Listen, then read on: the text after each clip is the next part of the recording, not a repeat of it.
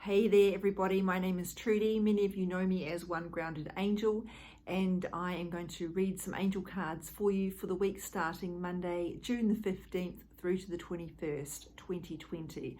So for those of you who don't know me, One Grounded Angel is the name of my business in which I do personal angel card readings to people, but also energy healings to really help them make big shifts in what is keeping them stuck. So lately we've had a lot of messages about relationships, and that's, as I've explained, because we've had Venus, the relationship planet, is currently retrograde until the 25th of June. So when that happens, it causes a bit of upheaval in our relationships, but it is for our greater good. It spotlights things we need to work on. And so that's why I'm going to start with something a little different, the relationship card deck. Normally I would only ever use this in personal readings when people have a relationship question to ask, but I thought I'd use it today. We'll see how that goes. But first, one thing I should mention is we have a solar eclipse happening this Sunday, and that will be happening in the sign of Cancer. So solar eclipse always happen when there is a new moon. Well, not always, sorry, I shouldn't say that. Whenever there is a solar eclipse, it will coincide with the new moon. Obviously not every new moon will be an eclipse, but those which are solar eclipses will always be a new moon as well. Lunar eclipses will only ever happen on a full moon. So the new moon is traditionally a time for setting new intentions, setting goals for the next 6 months. And the reason we work on 6 months is because it starts from the new moon in Cancer, leading up to the full moon in Cancer, because the full moon is a time for yielding the results of those goals that we set, the work we've been doing over that period. So that's why we always think about it in terms of 6 months, because it's 6 months between a new moon and a full moon in that particular sign.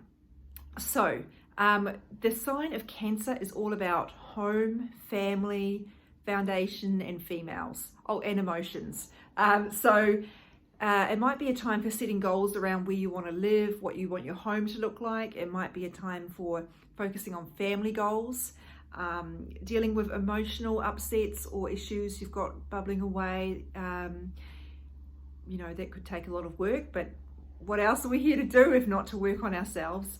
But also females. So if you've got issues with your mother, with a female boss, this might be a time to figure out a plan to work on them, and I don't mean just to pretend they're not happening. I mean, what are you actually going to do to make them hurt less within yourself? I'm not a big advocate for forgiveness, but maybe there's something you can do in terms of healing what it is that this reminds you of and why it is so upsetting. And that might be identifying where it shows up in other parts of your life as well. So, and if you're a male or someone who identifies as a male watching this, it might be about your relationship with a female in your life. For women or people who identify as women, it's more than likely a maternal figure. So I gave the example of a female boss because often that we can see them as, that authority figure can come up large with this sort of energy. So it's the sign of foundations, and obviously we've had a lot of energy in this area because the pandemic has forced us to surrender a lot of our plans and really forced us to think about what is it I want, what do I value. And so this is kind of an extension of that. That theme actually runs through most of the year. It's a year of foundations, which means at the end of the year we might feel like we've got nowhere, we've made no progress. But if we have set goals and figured out and shed away what's not working, that is a pretty good start. So on with Monday. The relationship card is let go of control issues. So Cancer is a water sign, so it's very much about feelings, about letting things flow. So where are you getting stuck? And this is in relationships. If you are single, it might be you're trying to force a relationship to happen instead of letting it happen when the time is right. And this often happens for women who are getting all these really unhelpful messages from society that they're running out of time. Super unhelpful. What a way to make a great decision about the rest of your life is to make it in a panic because you're scared of missing out. Not great. But we all know people who've done it. I certainly know people who've settled, and it doesn't lead to a happy life. But you can certainly understand why it happens. And sometimes this can show up as people who keep trying to force a relationship to happen with someone who's told them that they don't actually want a relationship. So you can go along with it like, oh, they'll change their mind, or they don't really mean it, or they can sort of try and force things to happen instead of trying to recognize what's really going on here, not taking off the rose-tinted glasses and going, this isn't going to work, and I'd rather have something completely different, or I'd rather have nothing as opposed to a situation that's not working. If you're in a relationship, are you trying to control your partner? Now, control comes from fear. We try to control when we're afraid because we think if we can control the situation, we can feel safe. So where is there a lack of safety in your relationship? Is it because you have some abandonment issues that you maybe need to deal with? Is it because you, alternatively, are you being controlled? Are you with a manipulative partner, or someone who makes you feel unsafe, someone who makes you feel like you have to walk on eggshells? If that's showing up for you, it may well be in your childhood as well, somewhere. And it can often be feared largely by a fear of not being good enough. So that's some deep stuff that you might want to take this opportunity to work through. I do a lot of work in this area as an energy healer, so please hit me up for some energy healing work if you'd like to go down that road. So really looking at where we're trying to control things that don't need to be controlled.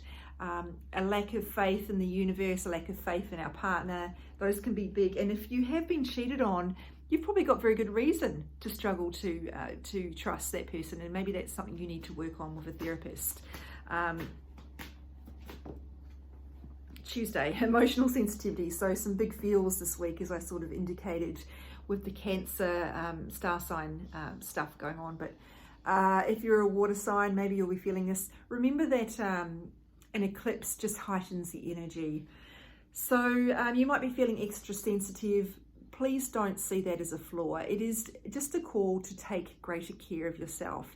So that means not spending time with people who antagonize you, maybe not reading the internet comments on articles. That is a surefire way to annoy yourself, to make yourself angry, to make yourself feel a bit of despair. Don't do it. Don't spend time with people who are toxic, who are negative, who are whingers. And when I say negative, I don't mean people who have good reason to complain or have genuine complaints going through struggles. I mean people who are gossiping about others, bringing other people down, who always see, who are always cynical about the future, that sort of thing.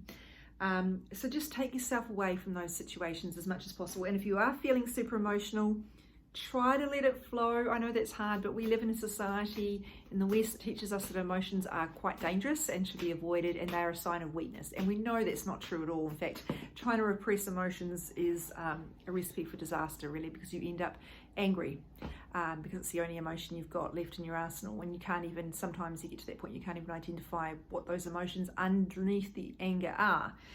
So try to let them flow and just give yourself permission to feel whatever you feel. That can be quite a radical act if you have grown up being taught, as I was, that emotions are not allowed to be expressed. Journaling, I really recommend. Walking in nature, doing some art or something creative, music, those can all be healthy ways. Exercise, all be healthy ways to get your emotions flowing rather than letting them pent up and getting to that point where you're sort of you're perhaps going to potentially sabotage something. So here we have, and I mean in terms of relationships. Wednesday, we have here Kuan Yin, the Eastern goddess and representing compassion in this particular context. I know she represents much more than that, but in this context of this card, let me read this message. Release judgments about yourself and others and focus on the love and light that is within everyone. So, super hard thing to do. I know, I get challenged by this all the time. So it may be that you're in a conflict situation or you're butting heads with someone, some sort of tension. This card can come up to remind you that just because you have a difference of opinion, it doesn't mean that you are good and they are bad, or vice versa. It just means you see things differently. So being okay with difference, trying to understand where people are coming from, what sort of fears might be contributing to them feeling the way they feel. One of my guiding principles is that you cannot reason with someone who is unreasonable. And so just be aware of whether you're trying to maybe antagonize a situation. And the example I gave of reading internet comments is a prime example, because I know that they will annoy really make me angry and cross and think, what the heck is wrong with these people? So there's really nothing good that comes from that. I very rarely learn something enlightening or new from those situations. So maybe choosing to see that those people have got some deep fears going on. It's not a lack of knowledge that I need to enlighten them on. It's probably big fears going on, and that is actually not my concern. My job is to work primarily on myself, and by doing that, that is how I lift up others. So rather than trying to force my opinions on them, which generally doesn't work too well. So just trying to understand where people are coming from. Now, this is not an excuse to condone if they're behaving really badly. You can recognize what someone's doing and still not think it's a good idea, or still not agree with it. It's possible to do that. I've had that several times. I can understand some of the background of friends who may have done something and still think, oh, I really don't like that behavior, and I'm going to set a boundary against it. But it just means I don't demonize them in the process. I recognize they're trying to do their best, but that's not for me. I'm not going to tolerate that, so I'm going to walk away from it. So that's Wednesday, trying to see people as doing the best they can. Brene Brown says, life works a lot better if you can recognize that, or assume that everybody is doing the best they can, even though some of their, I'm paraphrasing, these are not her exact words, but even if they may make choices that you don't understand or think are smart. So Thursday here, shield yourself. So we are surrounded by energy. We're made of energy, in fact, but the energy field is where I do a lot of my work. I work on clearing traumas, limiting beliefs and fears that have wedged themselves in your energy, which are causing you to attract things that you don't want, that are actually not in alignment with where you want to be as a person, that keep you stuck. And so something that's really important when we're talking about the energy field is that shielding ourselves is something that many spiritual people and empaths forget to do or don't know to do. I see so many empaths on social media complaining, oh well, because I'm an empath, it means I'm doomed to always feel what other people are feeling. And that's just not the case. You can absolutely protect yourself against what other people are feeling. For sure, ideally take yourself away from those situations. That is, the first port of call, but also sometimes we don't choose the people we work with. Generally, we don't choose the people we work with, and then there might be a whinger in there that you want to protect your energy from. So doing some shielding, really easy thing to do. Doesn't mean you're going to not be annoyed by them. It just means you're not going to take on board their stuff. If somebody in your office, for example, is going through a particularly acrimonious and painful divorce, you don't want to come home in absolute tears because of what they're going through. And this happens sometimes with empaths. They can't even identify where they've got the emotion from. It's because mood contagion is a real thing, and science actually proves this. So shielding yourself is very easy. All you need to do, I do this every single morning, it's part of my morning routine, is to ask Archangel Michael to place me in a protective bubble of light. And sometimes I add things to it like, please place me in a white bubble, the true white light, or I might say something like, place me in a bubble so only love can come in and only love can come out, all sorts of things. But it's really quick. It takes like 10 seconds, and it's so important. Please don't assume that just because you tend to feel what other people are feeling, that's just your lot in life. Don't be a martyr about it. You absolutely help nobody by taking on board their emotions. There's no glory in that. So let's go to Friday. Friday's card. Chakra clearing. So I spoke about the energy field before. Some people focus on the chakras in the energy field, which are these sort of discs that the energy primarily travels through. They're like pathways, if you will. And there are 7 major ones that Reiki and several other energy modalities primarily focus on, but there are hundreds more that we don't even know about. So this one is indicating that some of those primary pathways may be blocked or imbalanced for you. So we know, for example, the heart chakra is all about that flow of giving and receiving love. The throat chakra is all about communicating and feeling safe to express ourselves. So this is not pointing to a specific one, it's saying all of them. So I would take this more laterally and say this is about clearing your energy. So really, which ties in nicely to what we just had about the shielding yourself. So not only do we need to make sure we're not taking on board negative energy or toxic energy or anything that might damage our energy field, we also need to make sure that we are clearing what's already there. So this might indicate that you need to give your energy a bit of a tune-up. Great ways to do that are bathing in Epsom salts, walking in nature, being in the ocean or around the ocean, around a lake as well. Flowing waters can be really good for clearing energy. Meditation, there are several meditations on YouTube which are devoted to chakra clearing. You don't have to do those in particular. You may like to go and see someone who does Reiki or kinesiology or crystal clearing sessions, whatever is going to resonate with you. There's no right or wrong way here. And I know some of you might be going, well, which chakra is it? And the problem with this is that it's really vague because it's speaking to so many people. If you wanted to dig into that, definitely see an expert on that. But maybe you don't need to. Maybe it's just generally telling you that your energy is clogged up and that's a problem. So yeah, there's lots you can do about that. So I think if you are concerned, see someone about it, and just take it as because it combines with that previous day's message about the shielding, just take it as a bit of a reminder that your energy field needs a little bit of maintenance, as it happens for all of us on the regular. We need to be shielding it, we need to be clearing it, just like we clear away dust in our houses. So Saturday's card here is prosperity. This card, honestly, every time I post it, it gets so many likes. It's super popular. And why wouldn't it be? It's about money. And we all need money. Now, some people are a little bit wary about the idea of money because they have been raised to believe that it is the root of all evil. That's not how we think of it in the branch of spirituality that I subscribe to. I personally don't put any wrong or right value on pretty much anything really, but particularly not to money. Money is just an energy. It flows. It needs to flow, and it gets us to where we need to go.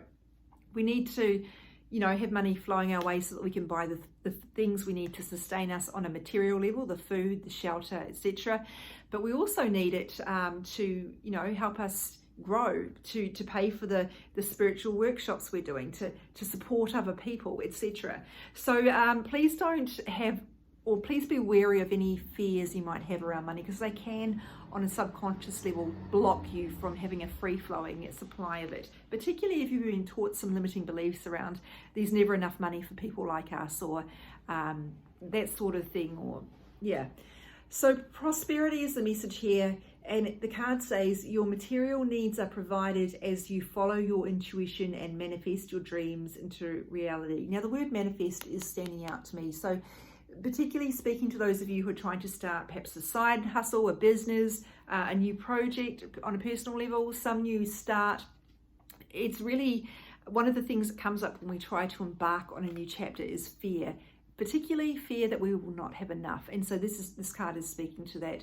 Do not let fear of lack or lack mentality block you from starting what it is you feel called to start. If you truly feel like it's right for you, the universe is going to support you, but you need to make sure you're not accidentally, inadvertently blocking that by these fears around money, or fears that there's never enough support for you, because support is not just material, it's emotional. If we've been raised to feel like no one's ever on our side, or there's not enough support for us, we're going to doubt the universe can support us as well. So really trying to not dismiss those fears because they're real and they need to be acknowledged, but making sure they are not really wedged in there so deeply that they are coming up even though you believe differently up here, because there can sometimes be a mismatch between what we believe up here and what is going on in our energy. And that's why I do the work I do, because I really target those subconscious levels. So just look at what's going on for you in the realm of money, what your beliefs are, what you're looking for. And if maybe you're hesitating on starting something new, maybe it is a fear of lack going on underneath and you just haven't recognized it, because fear is sneaky. It wears disguises.